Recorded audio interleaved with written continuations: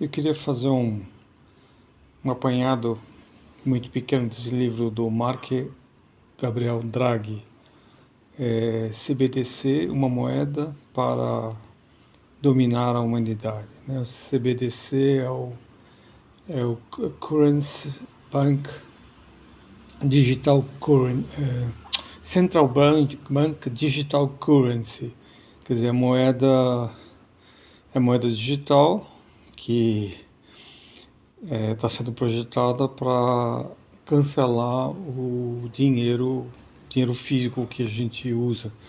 Esse é um projeto que está em pauta na União Europeia, acaba de ser adiado por mais algum tempo, mas essa é uma análise que Gabriel propõe sobre os riscos desse evento, né, e o significado dele.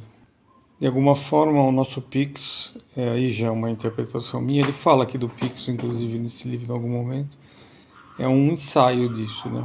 E o risco que isso abriga, né? Na verdade, essa moeda digital, ela é programável e você tem um controle absoluto de tudo que cada um faz e você pode, inclusive depois é uma experiência, né, a Covid-19, o controle social, você pode cancelar, né, a vida econômica de uma pessoa. Por sinal, na Europa hoje há várias pessoas que, por expressar um pensamento que não corresponde ao ditame da União Europeia, tem a vida econômica destruída ou tem que fugir do país.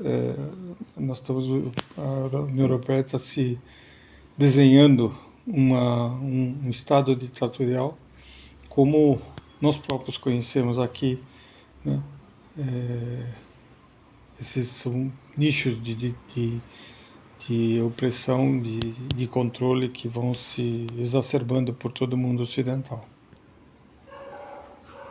A moeda não é uma simples ficção, mas uma ferramenta pela qual o Estado estrutura a economia, impõe taxas e mantém a ordem social. Ignorante esse aspecto, a iminência crise da World Economic Forum propõe uma visão reduzida que a despolitiza, a reduzindo a uma convenção social desconectada do poder. Essa omissão é problemática, pois ela passa sobre o silêncio a maneira como os Estados utilizam a moeda para afirmar sua autoridade, como na criação das moedas nacionais ou na gestão das crises econômicas. Assim, não tendo conta dessa dimensão imperativa e soberana, herdada de Aristóteles, Harari, a pessoa que ele está citando anteriormente, oferece uma leitura parcial que não reconhece a complexidade da moeda como pilar da soberania política. Evidentemente, esse desconhecimento talvez seja a propósito, pois a melhor maneira de afrontar e destruir uma nação é liquidar sua moeda. Eis porque a hiperclasse mundialista impõe ao mundo uma concepção viciada de moeda para assegurar a perenidade do sistema de grandes bancos centrais independentes do Estado, portanto, do interesse nacional. Eles compreenderam que o melhor meio de controlar as nações é controlar as suas moedas. E essa concepção moderna de moeda, desprovida de critérios clássicos, dividida por 99% dos economistas e políticos do nosso tempo, que permite hoje impor às populações o movimento final de mutação, para não dizer de destruição da moeda ela mesma.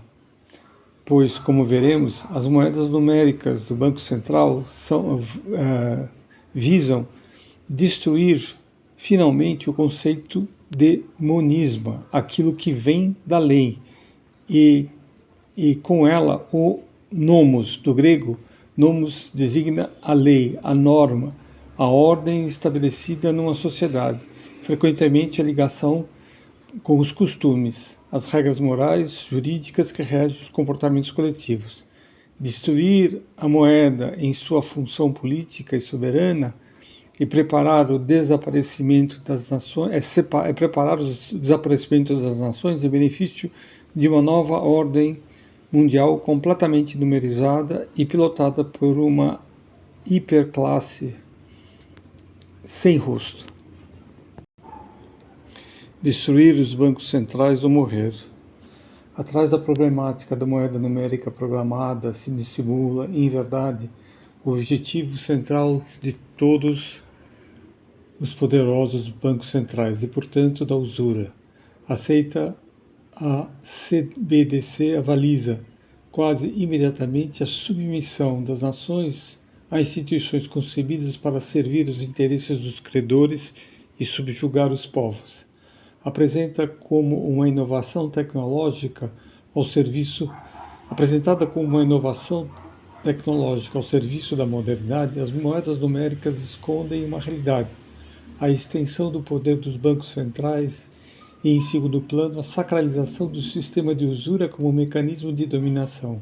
Sua aceitação significa para as populações um abandono superior da soberania em benefício das instituições historicamente criadas por financeiros privados. A criação do Banco da Inglaterra de 1694 ou da Banca da França de 1800 estabelece essa lógica, que prossegue com a Reserva Federal de 1913, a estrutura de uma economia mundial centrada sobre a dívida. Certo, o CBDC, a imagem do yuan numérico ou do projeto euro digital, são vangloriados por suas vantagens aparentes: rapidez nas transações, redução do custo de intermediação, luta contra a fraude. Mas essa vitrine esconde uma realidade mais sombria: a centralização absoluta do poder monetário. Como vimos, contrariamente ao dinheiro líquido, anônimo e descentralizado, a moeda numérica programável é integralmente traçável e controlável. Os bancos centrais poderão vigiar cada transação, impor restrições de uso, limitar gastos a certos setores ou zona geográfica ou congelar contas a seu julgamento.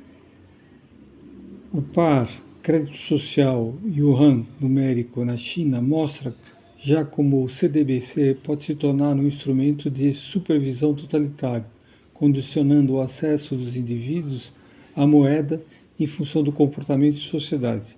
Além dessa nova arquitetura financeira, se apresenta sempre o mesmo princípio, o da consolidação da usura, do empréstimo a interesse, enriquecendo sem limite os financeiros à despesa dos devedores, a ponto de minar os fundamentos das nações. No entanto, existem alternativas. Na França, por exemplo, a restauração de uma soberania monetária nacional poderia passar pela vontade de ressuscitar o circuito do tesouro, liberado da tutela dos bancos centrais independentes e das lógicas financeiras privadas. Os bancos centrais emitem moeda fazendo empréstimos aos estados, que se endividam para financiar suas despesas. Os interesses pagos pelos contribuintes alimentam um ciclo de endividamento perpétuo, onde as nações perdem sua autonomia em benefício dos ganhos dos credores. As moedas numéricas programadas, as moedas numéricas programáveis acentuaria ainda mais esse mecanismo, marginalizando os bancos comerciais, reduzidos de um golpe ao papel de simples distribuidores de liquidez. Eles concentrariam o controle monetário nas mãos dos bancos centrais, eles mesmos estreitamente ligados às redes financeiras opacas. Aceitar, portanto, o CBDC é interinar um sistema de usura institucionalizado, levando os povos a uma dependência irreversível. Uma vez que o dinheiro líquido suprimido, uma perspectiva almejada nesse processo, os cidadãos não terão mais nenhum meio de se defender da vigilância e das sanções monetárias. Os estados, já enfraquecidos pela dívida, se tornariam ainda mais vulneráveis às pressões dos bancos centrais, que poderiam continuar a condicionar o acesso à liquidez numérica a reformas econômicas ou políticas. O exemplo da Grécia, submissa desde 2010 à austeridade imposta pela Troika, que é o Banco Central Europeu, a Comissão Europeia e o FMI, simboliza como a independência monetária pode reduzir o Estado à condição de executante a dependência monetária pode reduzir o Estado à condição de executante de vontades financeiras internacionais. Nós conhecemos isso no Brasil há muito tempo. Com o CBDC, esse cenário poderá ser estendido à escala mundial, no risco de transformar as nações em vassalos de um sistema monetário globalizado. Apesar de tudo isso, uma alternativa existe, uma soberania monetária nacional, onde o Estado emite sua própria moeda sem passar pelos credores privados. A história monetária fornece aqui numerosos exemplos. Os greenbacks de Lincoln durante a Guerra da Secessão Americana. Diga-se de passagem, supõe-se uma das causas do assassinato de Lincoln foi ele ter criado esses greenbacks, assim como também de Kennedy, que ele também teve essa mesma iniciativa que não foi levada a cabo porque ele foi assassinado. O Canadá antes de 1974, ou ainda a França do General de Gaulle, que utiliza o circuito do tesouro para financiar a economia real sem gerar interesses parasitas. Esses sistemas permitiam financiar infraestruturas, educação, saúde, sem alimentar o circuito da dívida. Na França, a carga de interesses atingiu em 2025 54 bilhões de euros por ano. Ressuscitar um tal circuito nacional suporia quebrar as amarras legais impostas pelos tratados internacionais, notadamente europeus, e conter a influência de potentes lobbies financeiros. Isso implicaria também restabelecer a confiança dos cidadãos numa moeda pública, garantindo sua estabilidade e enquadrando estritamente a criação monetária.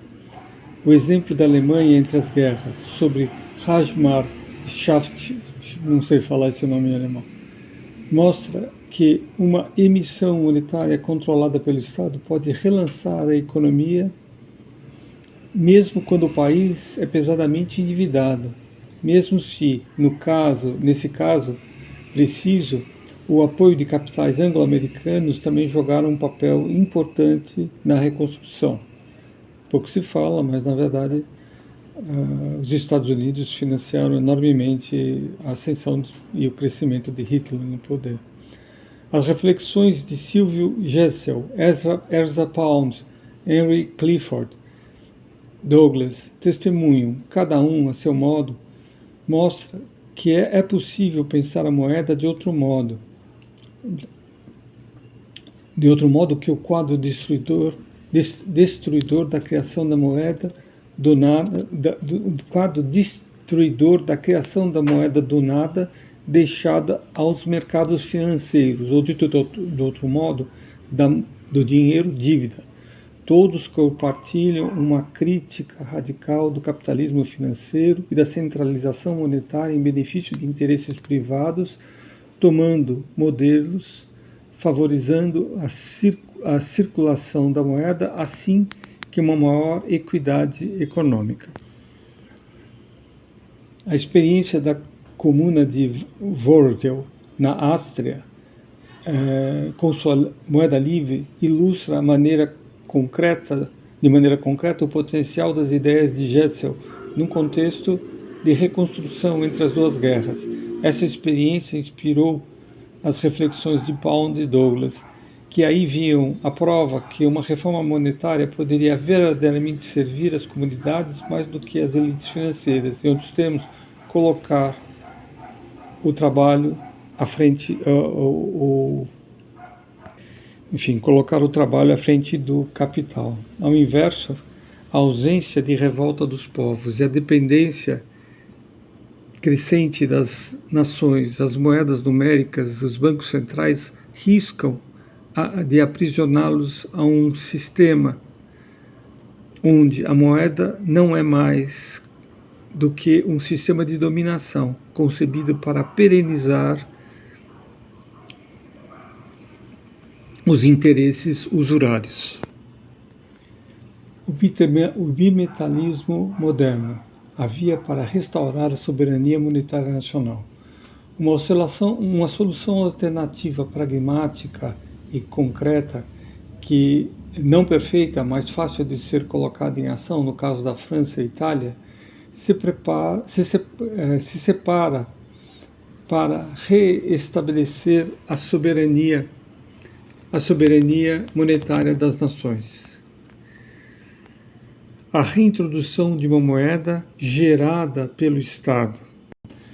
Uma moeda gerada pelo Estado, apoiada em metais preciosos, ouro e prata, num sistema bimetálico moderno. Esse modelo, que se inspira no franco germinal e no bimetalismo de antes de 1914, mas que é adaptado às realidades modernas, propõe uma paridade flutuante entre ouro e prata. Ele oferece uma via para libertar as nações da usura e preservar assim sua independência. Para isso, será abundantemente necessário salvar a instituição Moeda de Paris. Essa é uma velha instituição fundada pelo rei Charles Le Chauve em 864, é a mais velha empresa do mundo. Essa instituição foi protegida pelo poder político durante séculos. Ela, no entanto, está a ponto de ser desmontada por Emmanuel Macron, que foi o liquidador da nação francesa desde 2014 e que se tornou presidente em 2017. Com efeito, há 10 anos, a moeda de Paris é literalmente atacada pelo fenômeno da grande numerização, fazendo face a uma baixa de sua atividade principal, a cunhagem de moedas correntes, em razão da desmaterialização dos pagamentos.